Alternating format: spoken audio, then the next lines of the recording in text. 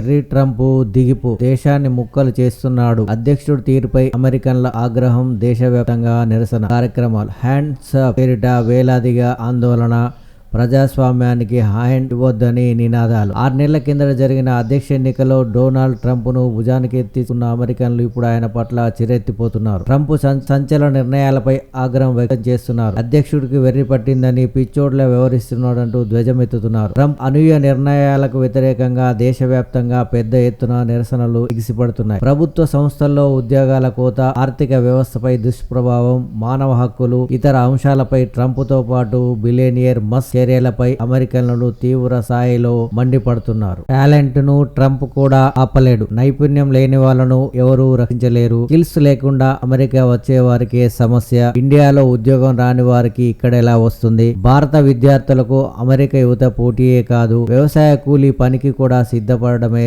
సమస్య. కొన్ని అమెరికా వర్సిటీలతో కన్సల్టెన్సీలు కుమ్మక్కు, మాయ మాటలతో విద్యార్థులను మోసం చేస్తున్నాయి. Data scientist guest faculty professor Venkat Ikkurthi America నుంచి సాక్షికి ప్రత్యేక ఇంటర్వ్యూ.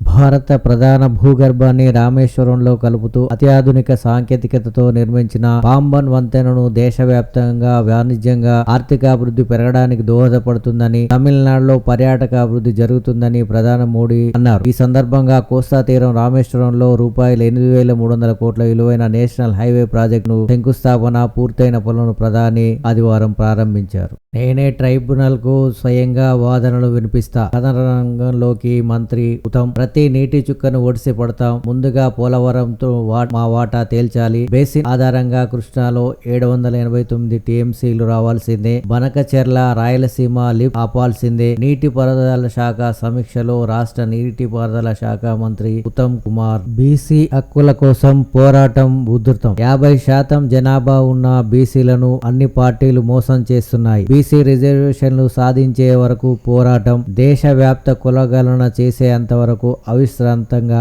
పోరాటం. ఓబీసీ ఆజాదీ దీక్షకు సంఘీభావం. ఎమ్మెల్సీ తీన్మార్ మల్లన్న. బీసీ బిల్లును పార్లమెంటులో ఆమోదించి 9వ షెడ్యూల్లో చేర్చాలి. ఓబీసీల రిజర్వేషన్లు సాధించే వరకు పోరాడతాం. బీసీది ఆజాదీ ఫౌండేషన్ వ్యవస్థాపకులు జక్కని సంజయ్.